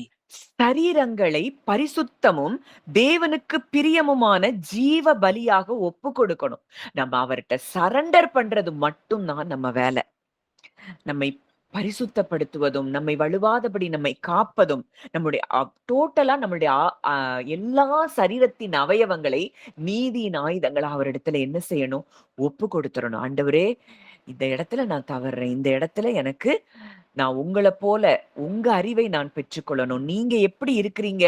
அந்த அறிவை, அந்த சாயலை உடையவனாய் நான் மாற வேண்டும் என்று சொல்லி நம்ம அவரிடத்துல ஒப்பு கொடுப்பது மாத்திரமே நம்முடைய வேலை. நம்மை சரி செய்வது நமக்குள்ளே இருக்கிற ஆவியானவருடைய வேலையா இருக்கிறது. நீங்க எதையும் முயற்சி பண்ணி, ஐயோ நான் இதுல விழுந்துட்டேன்னு அவரை விட்டு தூரமா போகிறது அல்ல. அப்பா, இதுல நான் வீக்கா தான் இருக்கிறேன், இது என்னுடைய பலத்தினால முடியாது அப்படின்னு சொல்லி அவர்கிட்ட நீங்க சரண்டர் பண்ணணும். இயேசு கிறிஸ்து மூலமாய் தேவனுக்கு பிரியமான ஆவிக்கேற்ற பலிகளை செலுத்தும்படிக்கு பரிசுத்த ஆசாரிய கூட்டமாயும் கட்டப்பட்டும் வருகிறீர்கள். இது ஏதோ கஷ்டப்பட்டு செய்யற காரியம் இல்ல. அவரோடு நம்ம இருக்கிற இணைப்புல நம்மில் பிறக்கிற காரியம். மகிழ்ச்சியோடு நம்ம ஏற்றுக்கொள்ளப்பட்டிருக்கிறோம். முகமுகமாய் அவர் நம்மை கட்டி அணைத்திருக்கிறார். அந்த அன்பை உணர உணர உணர உணர நம்முடைய சரீரத்தின் அவயவங்கள் ஒவ்வொன்றும் அது வெளிச்சமாய் மாறும். அதனாலதான் இயேசு சொல்றாரு, உன் கண் வெளிச்சமாயிருந்தால் உன் சரீரம் முழுவதும் வெளிச்சமாயிருக்கும். என்ன கண்? நம்முடைய மனக்கண். நான் அவருடைய கிருபையினால நான் நிரப்பப்பட்டிருக்கிறேன். அவருடைய கிருபை அனுதினமும் என் மேல் ஊற்றப்பட்டு கொண்டிருக்கிறது. அவருடைய பரிபூரணத்தினால் நான் கிருபையின் மேல் கிருபை பெற்றிருக்கிறேன் என்கிற உணர்வை நம்ம பெற்றிருப்போம் என்றால் இதெல்லாம் நமக்குள்ள தானாகவே நடக்கிற காரியம். அதனால தைரியமா இந்த கிருபையை நம்ம பெற்றிருக்கிறதுனால தைரியமா நம்ம அப்பா கிட்ட எப்பொழுதும் நாம் செல்ல முடியும். ஒரு கட்டிடத்தின் மூலைக்கல் எப்படி இருக்குமோ அப்படித்தான் முழு கட்டிடமும் இருக்கும். இயேசுதான் அதற்கு மூலைக்கல்லாய் இருக்கிறார். இன்றைக்கு அந்த கல்லின் மேல் நாம் கட்டப்பட்டு வருகிறோம். ஏன் இந்த கிருபை இந்த அந்த ரிலீஜியஸ் மைண்ட் செட்ல இருக்கிறவங்களுக்கு ரொம்ப அது தொந்தரவு கொடுக்குதாம். ஏன் கிருபையை ஏற்றுக்கொள்றதுல இடறி போகிறார்கள் அப்படின்னு பார்த்தோம்னா, அந்த 1 பேதுரு 2:8 நம்ம பார்க்கிறோம், அவர்கள் திருவசனத்திற்கு கீழ்ப்படியாதவர்களாய் இருந்து இடறுகிறார்கள், அதற்கென்றே நியமிக்கப்பட்டவர்களாயும் இருக்கிறார்கள். ஏன்னா அவங்களுக்கு கிருபை பிடிக்கல. அவங்கள பெருசா பார்க்கணும்னு நினைக்கிறாங்க. அந்த அனாதை மனப்பான்மையில இருக்கிறாங்க. மதம் சொல்லுது, உன்னை நீ நிரூபித்து காட்டு. இன்னைக்கு ஊழியங்களே அப்படி நடக்குது. நாங்க அப்படி, எங்க ஊழியம் அப்படி, எங்க ஊழியத்துல இப்படி. எதையும் நாம் மேன்மை பாராட்டுவதற்கு நம்மிடத்தில் எதுவும் இல்லை. எல்லாம் அவர் கிருபை. நான் இன்னைக்கு பேசுறேன்னா அது அவர் கிருபை. மேன்மை பாராட்டுறதுக்கு எனக்கு எந்த ஞானமோ, அறிவோ எல்லாம் அவரிடத்துல இருந்து தான் வருதே தவிர, நான் என்று என்னை மேன்மை பாராட்டுகிறதுக்கு என்ட்ட எதுவுமே கிடையாது. அவர் கிருபையை சார்ந்து வாழுகிற மனுஷன் எப்பொழுதும் விடுதலையா இருப்பான். லூக்கா 15ல நம்ம பார்க்கிறோம். காணாமல் போன மகன் திரும்பி வந்தப்போ, அவனுக்கு காட்டப்பட்ட கிருபை மூத்த குமாரனுக்கு எரிச்சல குடுக்கு. இதனாலதான் ஆண்டவர் சொல்றாரு, உலகம் உங்களை பகைத்ததானால் ஆச்சரியப்படாதிருங்கள். அது உங்களை பகைக்கிறதற்கு முன்னமே என்னை பகைத்ததென்று அறியுங்கள். காரணம் என்னன்னா, நம்ம மேல கிருபை இருக்கிறத பார்க்கும்போது உலகத்துல இருக்கிறவங்களுக்கு என்ன வருது? எரிச்சல் வருது. இந்த சுயநீதியில இருக்கிறவங்களுக்கு எரிச்சல் வருது. மூத்த குமாரனுக்கு அப்படித்தான் எரிச்சல் வந்தது. அவன் தன்னுடைய செயல நான் அப்படி செஞ்சேன், இப்படி செஞ்சேன். உங்களுக்காக அத்தன வருஷம் நான் உழைச்சேன். அப்படின்னு அவன் சொல்றான். அப்போ கிருபை நம்முடைய சுயநீதிய காட்டிரும். நம்ம எதுலலாம் சுயநீதியில இருக்கோங்கிறத கிருபைக்குள்ள போக போக நமக்கு அது தோலுரித்து என்ன செய்யுமா? காட்டுகிறதா இருக்கிறது. நம்ம தகுதியுள்ளவர்களாய்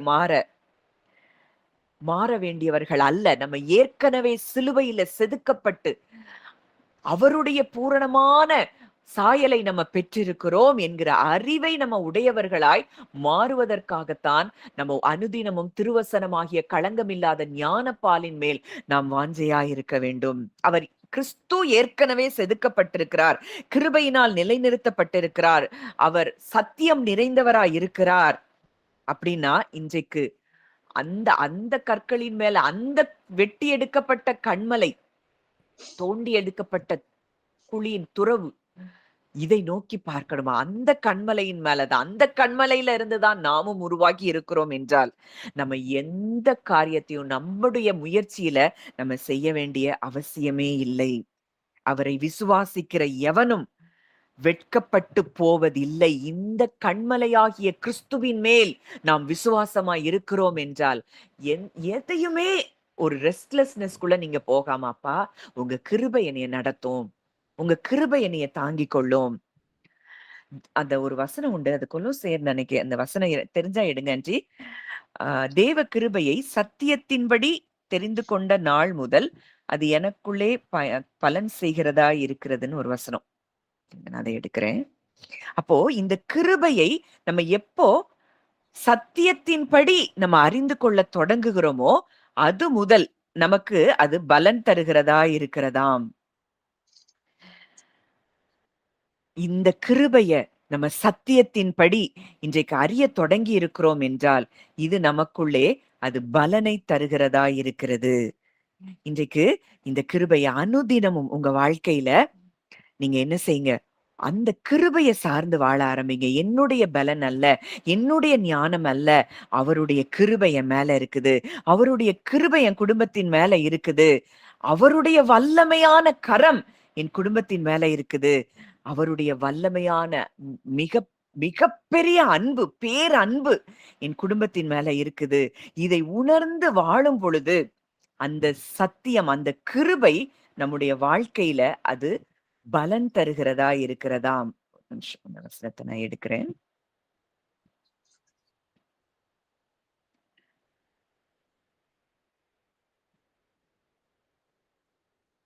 கொலோசையர் 1:6 வாசிங்க. அந்த நம்பிக்கையை குறித்து நீங்கள் முன்னமே சத்திய வசனமாகிய சுவிசேஷத்தினால் கேள்விப்பட்டீர்கள். அந்த சுவிசேஷம் உலகம் எங்கும் பரம்பி பலன் தருகிறது போல உங்களிடத்திலும் வந்து நீங்கள் அதை கேட்டு தேவ கிருபையை சத்தியத்தின்படி அறிந்து கொண்ட நாள் முதல் அது உங்களுக்குள்ளும் பலன் தருகிறதா இருக்கிறது. அந்த நம்பிக்கையை குறித்து நீங்கள் முன்னமே சத்திய வசனமாகிய சுவிசேஷத்தினால் கேள்விப்பட்டீர்கள். அந்த சுவிசேஷம் உலகம் எங்கும் பரம்பி பலன் தருகிறது போல உங்களிடத்திலும் வந்து நீங்கள் அதை கேட்டு தேவ கிருபையை சத்தியத்தின்படி அறிந்து கொண்ட நாள் முதல் அது உங்களுக்குள்ளும் பலன் தருகிறதா இருக்கிறது. தேவ கிருபையை இன்றைக்கு சத்தியத்தின்படி நாம் அறிந்து கொண்டிருக்கிறோம் என்றால், இந்த நாளிலிருந்து அது நமக்கு மிகுந்த பலனை தருகிறதா இருக்கிறதை நீங்கள் பார்ப்பீர்கள். பவுல் சொல்றாரு, நான் இருக்கிறது தேவ கிருபையினாலே இருக்கிறேன். அவர் எனக்கு அருளிய கிருபை விருதாவா இருக்கவில்லை. அவர்கள் எல்லாரிலும் அதிகமாய் பிரயாசப்பட்டேன். ஆகிலும் நான் அல்ல, என்னுடனே இருக்கிற தேவ கிருபையே அப்படி செய்தது. தேவ கிருபைதான் ஊழியம் செய்ய வைக்குது, நான் இல்ல அப்படின்னு பவுல் ஒவ்வொரு காரியத்திலையும் நான் இல்லை என்பதை அவர் வெளிப்படுத்துகிறத பார்க்கிறோம். எனக்கு அளிக்கப்பட்ட தேவ கிருபையின்படியே அப்படின்னு நீங்க அந்த தேவ கிருபைங்கிற வசனத்தெல்லாம் சர்ச் பண்ணி பாருங்க. அது ரொம்ப ஆச்சரியமா இருக்கும். அப்ப இன்றைக்கு இந்த தேவ கிருபையை நாமும் பெற்றிருக்கிறோம். இந்த கிருபை நம்மள நடத்தும். இந்த கிருபை நம்மள போஷிக்கும். இந்த கிருபை நம் தேவைகளை சந்திக்கும். இந்த கிருபை நம்மை வெற்றியுள்ளவர்களாய் மாற்றும். இந்த கிருபை நாம் ஒருபோதும் வெட்கமடையாதபடி செய்யும் என்பதை நாம் அறிந்து கொள்ள வேண்டும். அப்படியே இதை உணர்ந்தவர்களா நம்ம ஜெபிக்கலாம். நல்ல தகப்பனே, நன்றியோடு உம்மை துதிக்கிறோம், ஸ்தோத்தரிக்கிறோம் அப்பா. தகப்பனே, இந்த காலை வேளையில உம்முடைய வார்த்தைகள் மூலம் எங்களோடு கூட நீர் ஆழமாய் இடைப்பட்டிருக்கிறீர். நாங்க செய்கிற செயல்கள் அல்ல அப்பா, நீர் நல்லவர் என்பதை நாங்கள் ருசித்திருக்கிறோம். எங்க வாழ்க்கையில ஒவ்வொரு பகுதிகளிலும் நாங்கள் ருசித்திருக்கிறோம் அப்பா.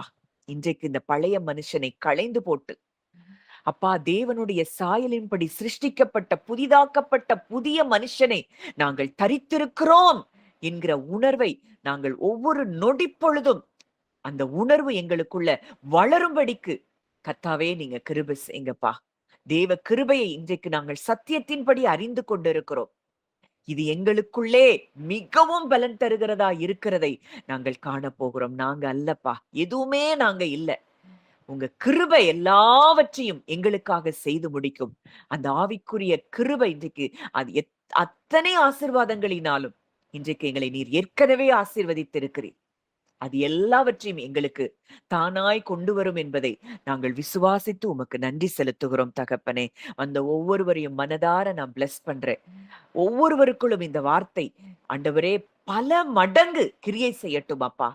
இந்த வார்த்தை ஆண்டவரே 1000 மடங்கு பலன் தரட்டும் என்று சொல்லி நான் மனதார நான் ஆசீர்வதிக்கிறேன், ஜெபிக்கிறேன். கர்த்தர் அப்படியே கிரியை செய்கிறீர், ஆசீர்வதிக்கிறேன், வழி நடத்துகிறீர். உம்முடைய கரங்களிலே எங்களை தாழ்த்தி ஒப்புக் கொடுக்கிறோம். இயேசுவின் மூலம் கேட்கிறோம் ஜீவனுள்ள நல்ல பிதாவே. அமேன், அமேன்.